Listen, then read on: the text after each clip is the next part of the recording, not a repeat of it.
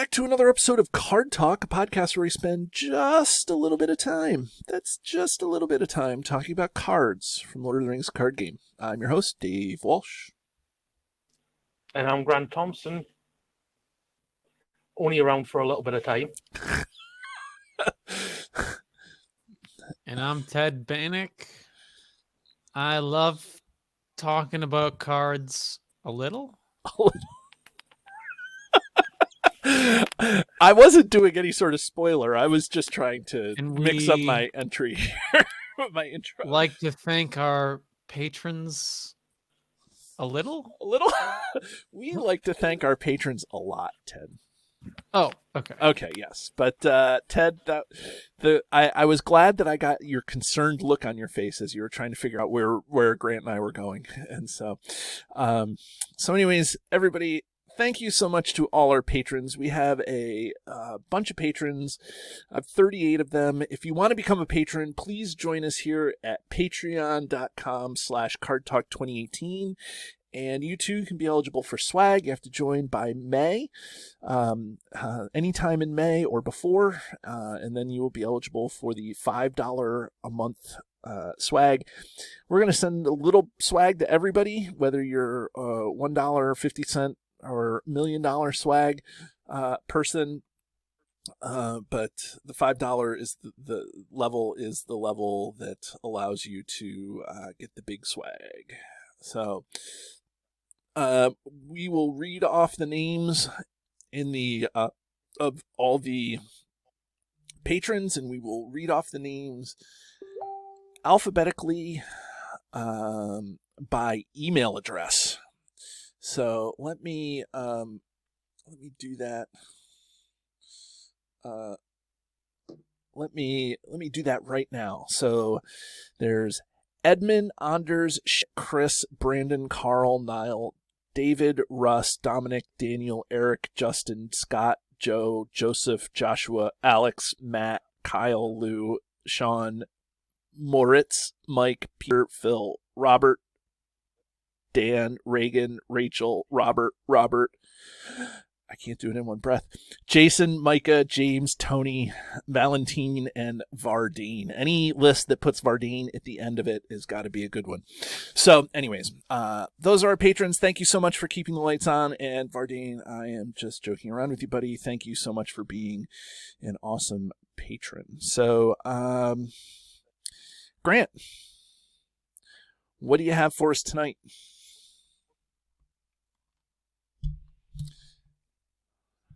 He has silence. He has a mute button for us tonight.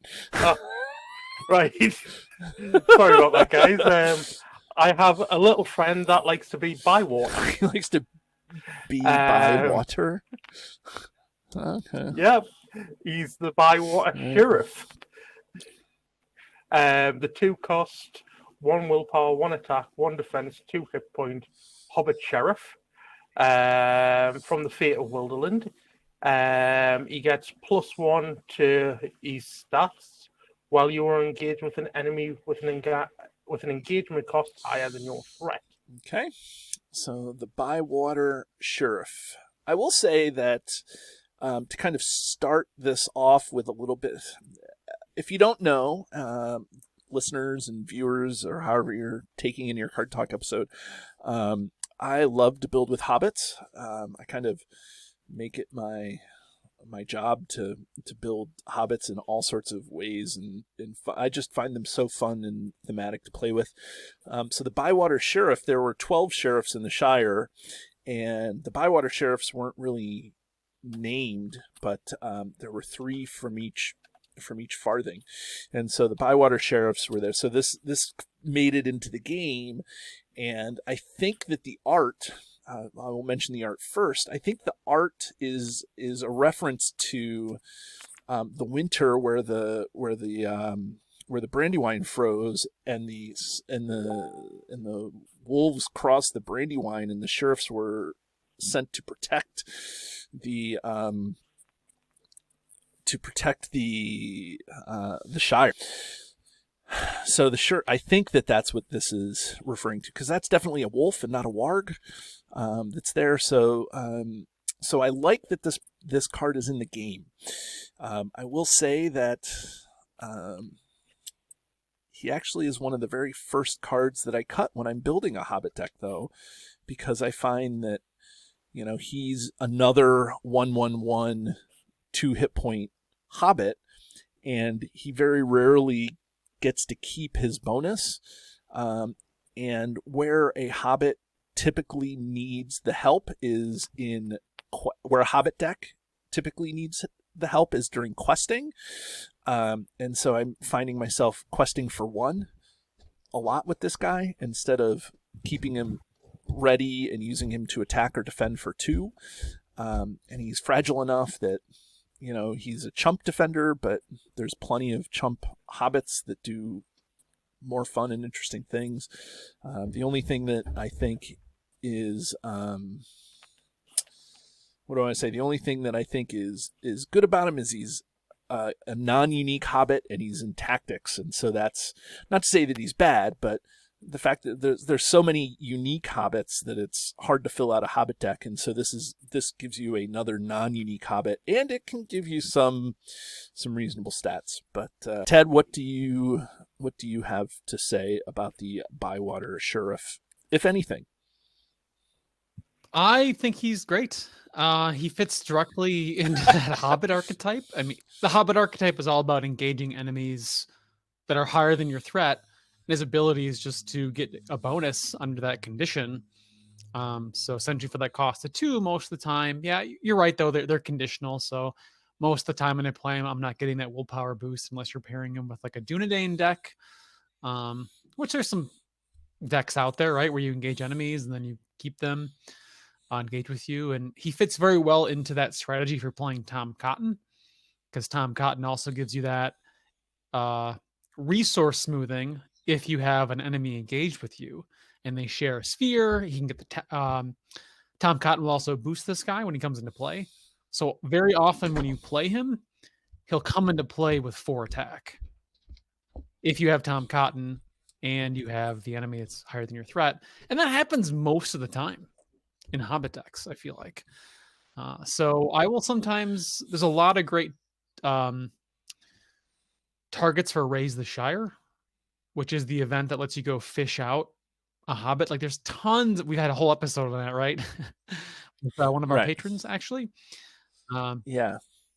Joe Hoffman joined us to talk about. But there have been games where I've already gotten my Rosie, I've already gotten my Gaffer, I've already gotten some of those key targets, and I will go fish out a Bywater Shirriff. They have been on the table. Right. Yep. He's a sheriff. Yeah, he is a sheriff. Grant, what's your take on the Bywater Shirriff? And don't forget to unmute yourself. Wait, hello, Sheriff, my old friend. Must be you in Bywater again.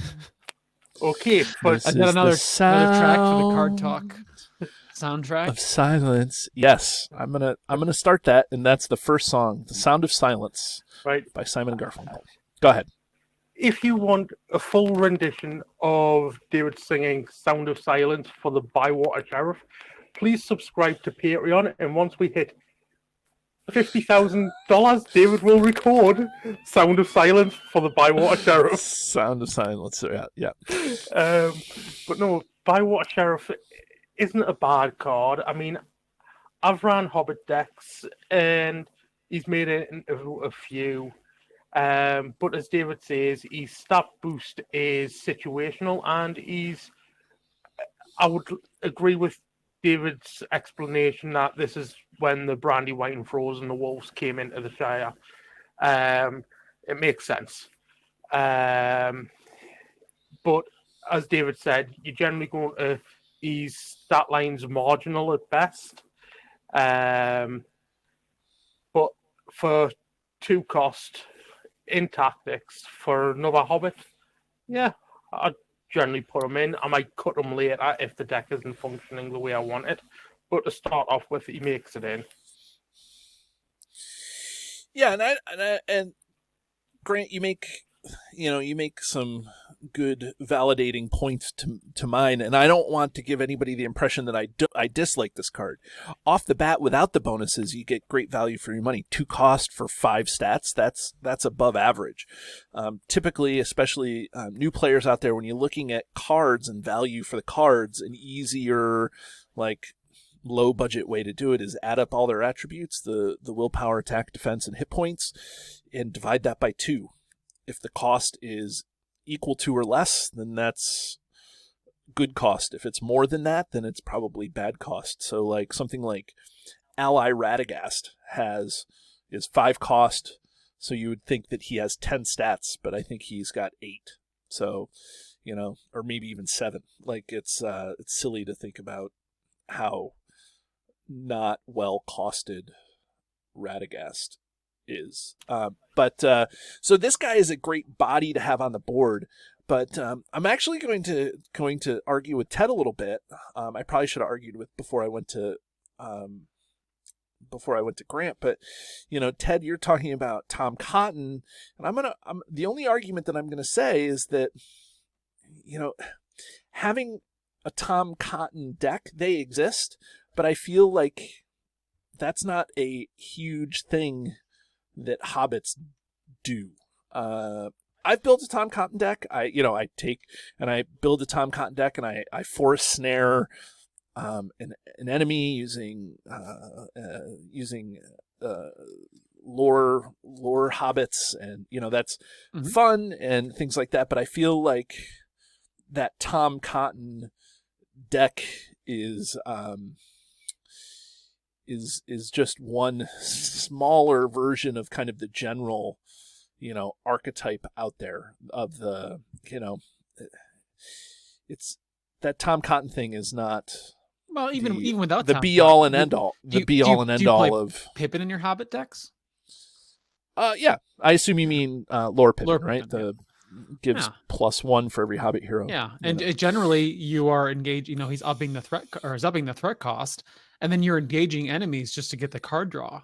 So at that point, he's generally 2 attack all the time. So I find it like it fits in conjunction generally when I play him.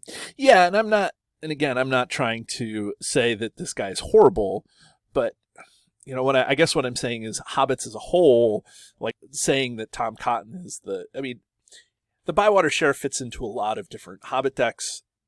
Tom Cotton is a small little sliver of hobbit decks that, when you build that defensy Tom Cotton thing, He's it's his own not slice of the Hobbit pie. Yeah, right. We're not discussing the cautious halfling here, but so Not yet, anyway. but I do appreciate the point that you made about having another target for Raise the Shire, because it's in Sphere, and so you need those tactics hobbits, and there's not a lot of tactics hobbits out there that do a whole bunch of things. So you get out your uniques, and then you need something else for Raise the Shire. The Bywater Shirriff is not a bad target for that, and again, it comes down to him not being unique. It's great for him to not being unique. And I like that he's got this bonus, but I find myself not using that bonus all the time. So that's one of the reasons why I always end up cutting him from my decks, because when I'm building a Hobbit deck, I find myself slotting in something else, like something else in tactics. You can get a Dagger of Westerness out for less cost than, like there's just a lot of other tacticsy hobbity things. So Sure. Oh yeah. There's other 2 cost allies. I mean, you could play a Veteran Axe Hand, right? And that just gives you 2 attack all the time. Right. Yeah. If that's like most of the time when I use them, but I've just found a few situations, and he will get a boost too from the Red Book of Westmarch. Yes. I find. Yes. I'll get that boost for being Hobbit traded. Right. I do like the Red Book in my Hobbit decks. I think that was really what the Hobbits needed in order to push them up into a top tier, give them a running chance at most most scenarios. Yeah. So like, does this hobbit get anything? Like when you're looking at like attachments or events, like, is there anything that this guy gets paired with, or is he kind of a utility filler card? What do you think, Grant?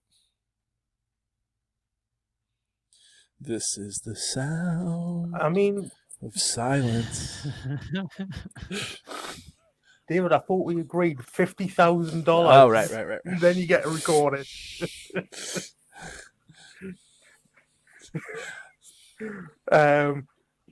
As for things to pair with them, Bill the Pony's always good.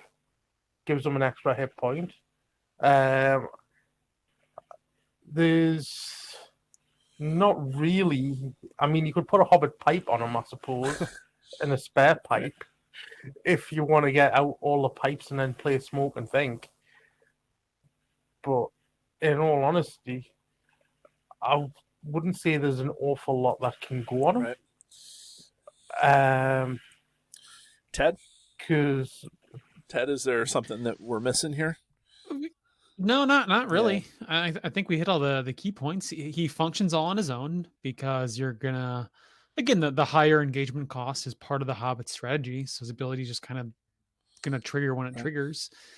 And yeah, I don't think you want to waste attachments, because if he does block, he can only block small attacks with his bonus, and he can archery soak 1 before you maybe have to chump with him. And if you do, he only costs 2. Not terrible if you got to lose him to something. He does get the extra hit point though from is Bill the Pony all Hobbit characters or just Hobbit heroes? All Hobbit characters. Yeah, so he gets a couple of bonuses. He'll get the Bill the Pony hit point, and he'll get the Red Book willpower, which is kind of nice because you're going to have those things. You know, there's a good chance you have those already in your Hobbit decks if you're running Sam or, like I said, Tom Cotton. 2 quests where you will always get his bonus. Shadow and Flame, and Trouble in Thought. Right. Yeah. Oh, yeah. Those are fun. Yeah, he's really fun in those scenarios. Yeah, because your threat is so low. That's a really great call, Grant. I think that I'm playing the saga right now, and so I'm going through the saga with a Bond of Saga ship deck. So Bond of Friendship. My standard Bond of Friendship uses Frodo Hero as the defender, but I can't use it because of the... I mean, I could if I was breaking the rules, but I'm not breaking the rules, so, you know, I have to use somebody else. Spirit and different... I can't use any Frodos. And so I had this guy in my deck as a Hobbit, but I found that for 2 cost, I substituted him out and ended up putting in Honor Guard because of what Honor Guard can do, because when you're building the Hobbit deck, you probably are going to take archery, and you probably need a little more, ways to soak damage or to heal things up. And so to cancel that damage is really helpful. So, and so that's what I mean. Like, he's kind of the first to go out for something that specializes, like Defender of Ramos, like you said, Veteran Axe Hand, something that can do one thing really well as opposed to, do everything just kind of okay. So yeah, I'll still go back around to his. You're talking a little bit about the lore and the sheriffs, which I very much enjoyed, by the way. And his quote is, "The sheriffs was the name of the hobbits that the hobbits gave to their police, or the nearest equivalent that they possess." And that's quoted from The Hobbit. And I want to say it's either from The Hobbit or from Fellowship. I can't remember, but I remember Tolkien writing something along the lines of, like, there was another sentence, I think maybe after that or in the Fellowship, where he's like, they basically don't have police because they don't kind of need them. Right. Like, he's like, they have police, but they don't really do anything, was what he was saying. And it's interesting. They're like sheriff by kind of name only, with like this. And it's almost like they were born into it, and like they didn't really do anything except for this whole, the Brandywine freezes and the wolves coming in. They were asked to call him. And then at the end, they were actually called. They're like, wait, we have to go to work? Well, today? And I'm going to cut Grant off because I think I know what he's going to say, is that they did a lot at the end, when Saruman went back to the Shire and the Scouring of the Shire, the sheriffs were, then there was a position that they were promoted to and became like the, kind of the bad guys of the hobbits at that time. Not all of the sheriffs, but some of them were bad guys, bad guy hobbits. But no, Grant, what were you going to say? Was that what you were going to say, or were you going to say something unrelated? Well, no, I was going to say when the Brandywine froze, that was like before. I think it was just before or just after Bilbo was born. So you're talking some 100 years before. I thought that was the an earlier of, event as well. It was the I think it was the old Took had told the story of the freezing of the Brandywine to Bilbo or something. I can't remember the full details. It might have been when Bilbo was a young lad or what. I can't remember the exact details, but it was around that time anyway. But still neat. Yeah, definitely. The sheriffs is basically a name only thing up until the Scouring of the Shire. It was this card when it was released that made me think that Caleb or FFG or Jeremy Zwern, who Caleb calls Jay-Z, or MJ, whoever is designing, what do I want to say? Whoever is designing the PODs, the Gen Con scenarios, because I have a feeling that those are going to keep going because Lord of the Rings is still a moneymaker for FFG, so I feel like they're still going to support it, maybe with PODs at Gen Con every year. This is the card that makes me feel like the Scouring of the Shire is kind of coming.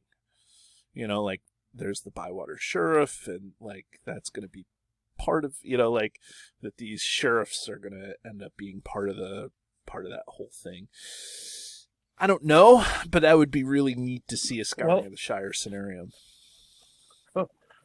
Well, I hope so, because there was some talk of another set of PODs that were to come out for the Saga box that have never appeared yet. So I'm hoping one of them will be the Scouring of the Shire, because that would be a really fun scenario to play and do. And one trivia question before we ring this guy, because we've talked about the art. So you ready? So Ted, I'll ask you first. Okay. Every Hobbit has a 2-word name in the game, except for 2. Can you name them? So if you think about every single Hobbit character in the game, every single Hobbit card, it's a 2-word name. Bilbo Baggins, Frodo Baggins, Samwise Gamgee, Gaffer Gamgee, Rosie Cotton, Robin Smallborough, Cautious Halfling, like all. Well, I think there's more than that. Well, because isn't those Merry are the two. And Pippin are just Merry. They're the only two. Oh, okay. That don't have a 2-word title in their as their card. Every other Hobbit card has a 2-word. Yeah. But Keen-eyed it's Took is 3 syllables, it's hyphenated. Keen-eyed is 2 words, right? Otherwise, they're mostly just. Well, I guess there's Robin too, right? Robin Every Smallborough. other one is 2. You could say Ket, first stage cardboard of the rings, Keen-eyed Took. So that Keen-eyed is hyphenated, which is yay! I did it. That's not necessarily a hard yay trivia question, but it's something that I've noticed. I built so many Hobbit decks. I was like, look, every single one of these guys has a 2-word name. David, good job you didn't ask me, because that would have given me an unfair advantage after all the data entry I've done after the past 2 weeks. So, spoiler alert! I don't want to give everybody away too much, but I will say that Card Talk's working on a big project that Grant did a lot of data entry for. So, something separate that I can't wait to see. I think it's going to be amazing. It'll be a lot of fun. So, but let's ring Go the on sheriff. and ring So, the sheriff. for anybody who is new to the show or Ring, ring. Nope. Sheriff Bywater. can you come and save me from these wolves? I Sorry. shot the sheriff, but I See, didn't. there's two shoot the songs in this one: deputy. "Sound of Silence" and "I Shot the Sheriff." Anyways, for anybody who doesn't know or has forgotten, we have a highly scientific yet arbitrary system where we ring a card on a scale from 1 to 10, where 1 is the best card in the game and is the one card to rule them all, and a 10 is the card that we throw back into the fiery chasm from whence it was made. So I guess I'll go first. I have been throwing it to the guys here to go first, but I like hobbits. This guy, he's really just a utility filler in a deck where you may not even want to use him. He's good for having the hobbits. You know, if you want to build out the hobbit trait and have a completely thematic hobbit deck where all you have are hobbit allies, to have this guy available to you is good, but he's not amazing by any stretch of the imagination. So I'm actually gonna give him a 6, probably one of the lowest ratings I've ever given a hobbit card. 6. He's good utility. He can even go into non-hobbit decks if you just need a 2-cost all-around dude, maybe in a trap deck, but I don't know, just not going in a ton of other places. Maybe even a 7, but I'll stick with a 6. So Grant, what's your call? I mean, he's all right. He's aight. Nothing flashy. He's aight. That's what we would say in my school.